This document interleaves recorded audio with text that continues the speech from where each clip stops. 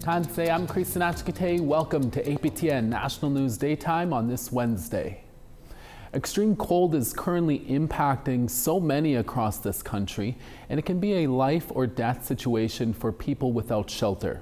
Earlier this month, a fire destroyed the Manwin Hotel in Winnipeg, which has now impacted the Main Street project, causing water and smoke damage. All of this leaving many unhoused people to move to another city shelter without taking any belongings they may have had. APTN's Julia Ross reports. With the polar vortex affecting parts of the country, temperatures reached -40 and below in Manitoba and northern Ontario. In a media release, Anishinaabe Aski Nation is asking for a declaration of emergency on homelessness in the city of Thunder Bay, stating that the crisis has gone on long enough and people will be sleeping outside in dangerous temperatures and are dying in the streets. Winnipeg saw temperatures reaching close to -50 last week, and lives were put at stake over the weekend as well. It truly is life-threatening, this extreme cold, and it doesn't take long for someone to succumb to this cold weather. Siloam Mission helps the unhoused through their many programs: emergency shelter, drop-in meals, hygiene, and clothing room. Siloam's emergency shelter is at capacity year-round, but they have opened a 24/7 warming space and drop-in center. We normally serve 1,500 meals a day, so that increased by about 600 plates every single day. But we rallied. We're a well-oiled machine in that having extreme temperatures is nothing new, so we start planning already in the summer. And now we have an overnight warming space. Our drop-in doesn't close, so we welcome folks to come to Siloam Mission to be out of the elements. Margot Ross, Siloam Mission's Senior Development Manager, says that organizations in Winnipeg work together to make sure everyone is receiving the help they need. She says the communication increases when extreme weather hits. We are constantly checking with each other. Have you got any extra jackets? What about some more pasta? Can you send that over? And volunteers. I mean, it's a really close working relationship because we're all in this together. Ross says that although they are at capacity, they don't want anyone to be turned away, especially during the extreme cold. We have, of course, our emergency shelter, just like Main Street Project, but it's always at capacity. And so that's all year round. So having a warm place that can take, close to 200 people, sometimes a few more. We're careful. We work well with emergency services that we're not overextending, but we also don't want to turn anybody away. Siloam's foot care nurses have been reporting more and more cases of hypothermia and frostbite. After looking at some donations, APTN News was shown that the shelter currently has no men's underwear and winter coats are lacking. Ross says that Siloam has been helping more than just the unhoused this year, compared to the past. We're seeing the number of people who are unhoused greater than ever. The numbers are increasing. We dearly would like to go out of business, and our goal is to end chronic homelessness in Manitoba, but the numbers are increasing. We're also seeing more people coming by for a meal who are housed, but once they pay their rent, there's not enough left over at the end of the month for groceries, so they're coming for a meal or two here at Siloam Mission. Donations are accepted at Siloam Mission Monday to Saturday. Julia Ross, APTN National News, Winnipeg. And in Saskatchewan, extreme cold is also gripping the city of Saskatoon. Homelessness advocates are now calling on all levels of government to step up and assist those most vulnerable. CTV's Hallie Mandrick reports. As temperatures across Saskatchewan have reached dangerous lows in recent weeks, those who help Saskatoon's unhoused population are asking for more support. We saw one individual whose fingers were falling off. Absolutely. It's just horrifying. It's just horrifying. If I just took pictures of the hands of people alone who are living on the street, and you could see the number of missing digits and missing fingers, it would break your heart. It's just unacceptable. Card says the current supports available for Saskatoon's unhoused population aren't enough, adding that shelters are a temporary solution and the greater issue of housing in Saskatchewan needs more attention. We're not making progress.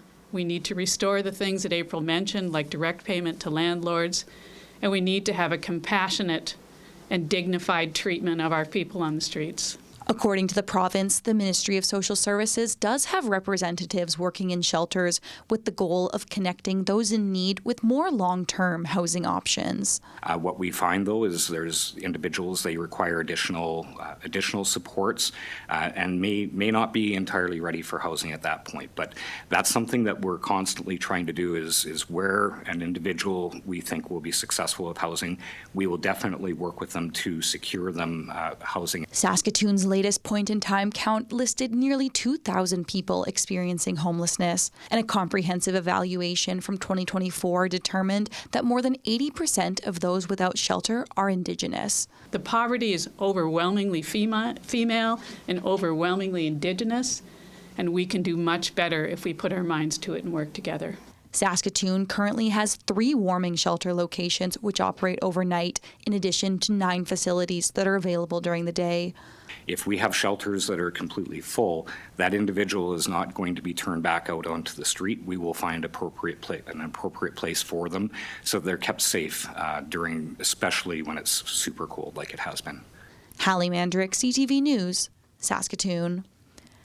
About 200 more people have been asked to evacuate a northern Manitoba First Nation amid a water crisis brought on by a power outage that happened in late December. Pimichikamak Cree Nation Chief David Monias says contractors have identified 73 more homes needing extensive repairs. So far, about 4,400 people had already been displaced, with many evacuees still in Winnipeg, Brandon, and Thompson. Monias says the additional homes are uninhabitable due to electrical issues and damage from flooding and frozen pipes. As of Monday, Pimichikamak's sewage and water treatment plant is still not fully operational, and Chief Monias recently met with Manitoba Hydro for a request for a second power line to Pimichikamak. However, a commitment has yet to be made. We're always looking for your feedback or story ideas. Here's how to continue the conversation with us. If you have a story you want to share, send us an email to news@aptn.ca. And to read and watch our stories, go to www.aptnnews.ca. You can also find us online on your favorite social media sites, including TikTok, YouTube, LinkedIn, and X. Follow APTN News to join the conversation and see our latest stories. A notice now for those who previously attended a court-approved federal Indian hospital in Canada. According to the law firm leading the settlement process, the claims process is now open for former patients to apply. Get out your phone or make sure your pens are ready. Here's an update. As of Tuesday, the claims period for the court-approved federal Indian hospital settlement is now open for former Indigenous patients. People who experience psychological, verbal, physical, or sexual abuse while admitted at a federal Indian hospital that was operated by the Government of Canada can now submit a claim for compensation. Depending on the severity of abuse, compensation can range from $10,000 to $200,000. The settlement does not include compensation for medical malpractice or claims connected to medical treatment, and it does not include claims connected to any hospital that is not listed on its website. For more information, go to the website at www.ihsettlement.ca, where you can apply online. From 1936 to 1981, the Government of Canada ran 33 Indian hospitals across Canada. In 2018, former patients filed a lawsuit against the government, alleging the hospitals were riddled with abuse and unfair treatment. Former patients have until July 27th of 2028 to submit their claim for compensation. Homeowners and businesses in the Northwest Territories have few legal tools to remove unwanted individuals from their property, but that could soon change if a new territorial law is passed. If passed, Bill 34 would govern trespassing on private property, schools, and, quote, certain types of private interests on public lands. Trespassing would become a territorial offense, and penalties include a fine of up to $10,000 and 6 months in jail. Politicians say right now, when RCMP are called to deal with alleged trespassers, all they can do is charge them with mischief. At a public consultation hearing in Hay River, some residents said it shouldn't be just the RCMP who enforce the act. Vince McKay represents Hay River in the NWT legislature. You could use a dual purpose of saying, like a peace officer that's authorized to do this type of work or that kind of thing, so that we're not specifically stuck with the one term of like RCMP, right? Because there might be tribal police in a community, there might be other kind of law enforcement in different communities, so not being stuck with just that one term. And something that we've been running into in Hay River is that term sheriff. So we have to wait for the sheriff to come to Hay River to do the evictions. The Mohawk Council of Kahnawake is offering a one-time inflationary benefit payment. Community members can receive $500 to provide financial relief in response to the rising cost of living. The money will be offered through gaming revenue. Payments will be distributed in May. Kahnawake residents 18 years or older are eligible to register, which must be completed by March 13th at 4 p.m. This can be done by two ways: by contacting the number 514-754-2028, or residents can submit an email to Melissa Jean at plan@kahnawake.ca. The announcement comes just before Prime Minister Mark Carney proposed a similar benefit to Canadians. Under the Canada Groceries and Essentials benefit, a family of four may receive up to $1,890 this year and $1,400 a year for the next 4 years, while a single person may receive up to $950 this year and about $700 a year for the next 4 years. All of this must, of course, still pass through Parliament. More First Nations in Ontario are growing, both in size and financially. We'll have those stories after the break. Stay with us.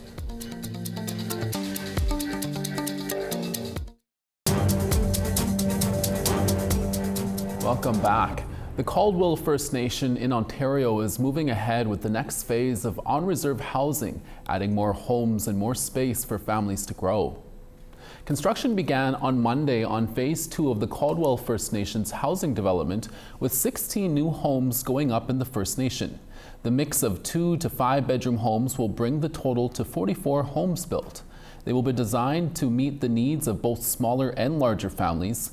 Leaders say this is about more than building infrastructure. It's about rebuilding community, stability, and a future. A move-in is expected this fall once the homes are complete.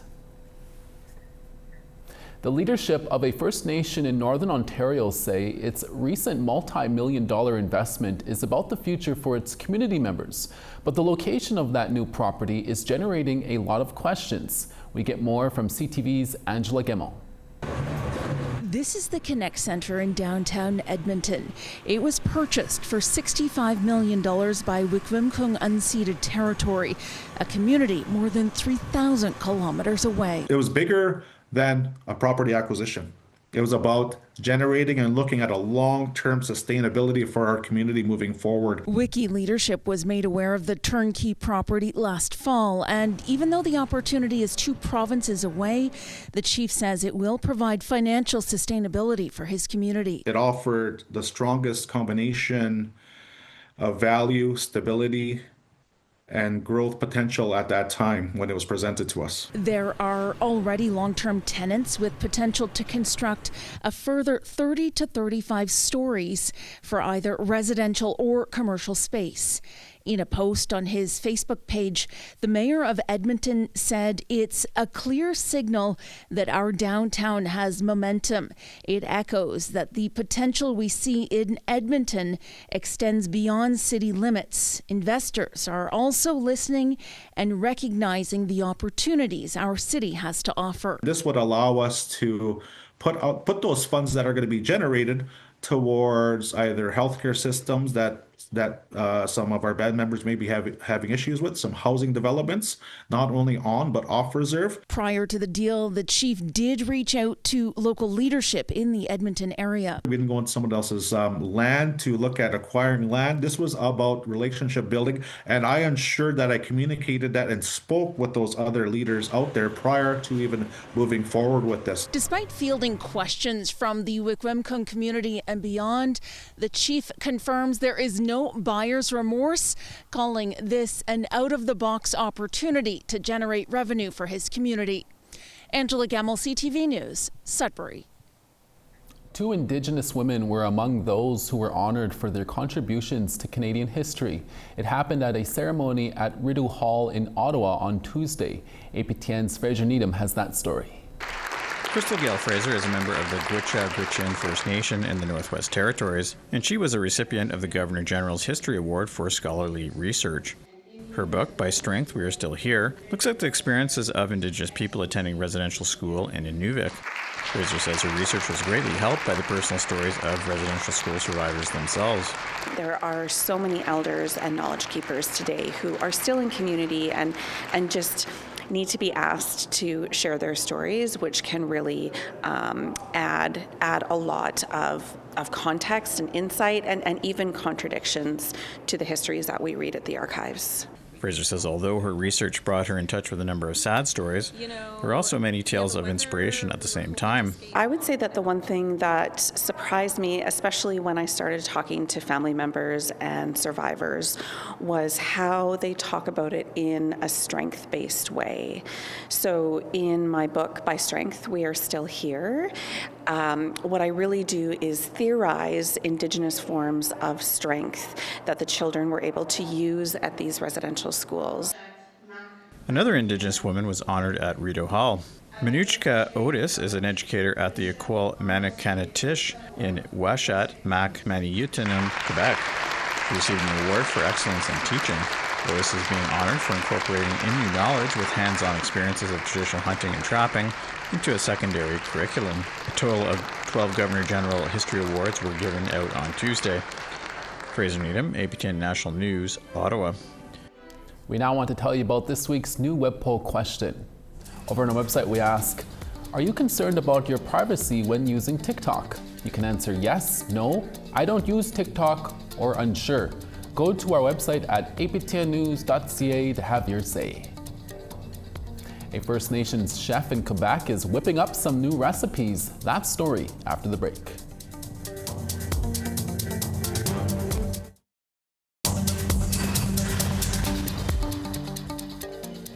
Well, all in for staying with us. Flurries in St. John's at -6, Charlottetown, clear skies -11. Happy Valley, Goose Bay, snow there as well at -10. The Grand River -23. Quebec City -16. St. Jovite -17. Partly cloudy in Toronto at -10. Sarnia at -10. Sudbury -16. Thunder Bay -17. -19 in Churchill. Thompson -21. -27 in Dauphin. Barons River -21. Sunny in Regina at -15. Yorkton -26. -30 in Uranium City. -36 in Stony Rapids. Cloudy in Peace River at -2. Fort McMurray -6. 0 in Red Deer. Edmonton -3. Rain in Vancouver at 8. Kamloops 6. Sands Spit 8. Smithers showers in 3. Old Crow sunny and -24. Mayo -12. Sun's out in Fort Simpson at -15. Watee -12. Colville Lake -21. Paulatuck -31. Baker Lake -27. Chesterfield -23. And Iqaluit -20. Iqaluit -23. And finally for us, at the crossroads of heritage and local flavors, a young Indigenous chef is making waves. APTN's Kim Sullivan recently traveled to Canada's smallest reserve to meet him and sample the flavors he's now sharing with the world. Ici, c'est mon pain banique. Once a picky eater, Maxime Lisette now leads a restaurant that celebrates the diversity of tastes in the small reserve of Kokuna on the south shore of the St. Lawrence River. J'ai été un enfant très difficile quand j'étais petit. J'aimais cuisiner, mais j'aimais pas nécessairement manger les choses qu'on cuisinait, moi et ma mère. At 11 years old, a young Maxime participated in a culinary camp organized by La Table des Chefs, a non-for-profit founded by chefs who fight food insecurities and promote food education. While there, he remembered his mother, who instilled in him the importance of table manners and the rule that nothing on the plate should ever go uneaten. Faced with a dish of pasta with bell peppers and mushrooms, he remembered his mom's teachings. Là, je suis comme, ah, mais c'est pas si pire, tu sais. Puis cette espèce de 7 à 10 jours-là de camp où tu goûtes plein d'affaires, où tu apprends à couper, à cuisiner. Donc, ça crée comme une espèce de déblocage. Moi, j'appelle ça une malédiction qui a été brisée, qui a été rompue. Je suis revenu chez nous, j'ai dit à ma mère, j'aime vraiment ça que tu achètes des poivrons puis des champignons. Je vais cuisiner à souper, exemple, demain. His mother wasn't the only one to see this breakthrough. His teacher, Madame Pascal, also noticed this new passion of his, and she mentioned Maxime to the owner of a bistro. Elle me revient un après-midi avec un message. Elle me dit, j'ai dit là, que tu tripais sur la bouffe, tu sais, puis mec, t'as 15 ans, tu iras la voir, elle aura une place pour toi. He still had 4 years to wait. Des années du secondaire assez difficiles, beaucoup d'harcèlement, d'intimidation, faible confiance en moi. Secondaire 3, en octobre, le 19 octobre de mon secondaire 3, j'ai 15 ans. 2 jours plus tard, je suis dans un restaurant. Now, 14 years later, he is the head chef of Makwahamuk, a new restaurant in Kakuna, established last summer by the Wolastoqiyik Washpekuk First Nation. Le mot communauté résonne différemment justement d'une communauté à l'autre. Puis nous, ben, on est très éparpillés. Donc, des projets comme ici, le restaurant, ça vient un peu recréer un ancrage sur le territoire. Makwahamuk means gathering in Wolastoqey. Le logo ici signifie vraiment un wigwam, qui étaient les habitations traditionnelles pour les communautés algonquines. Here, the Wolastoqiyik, people of the beautiful and bountiful river, can have a taste of their culture. C'est sûr que des entrées qu'ils ne pourraient pas nécessairement avoir ailleurs. On a un chromeski d'eau mort, qui est une de nos entrées signature, avec un espuma d'oursins, des oursins qui sont pêchés en face à Kakuna ici. It's a place where the bounty of the land shapes the menu. Pour moi, il y a comme un espèce de lien entre le territoire et la cuisine qu'on fait. Moi, j'essaie toujours de cuisiner avec le territoire qui m'entoure, les gens qui m'entourent.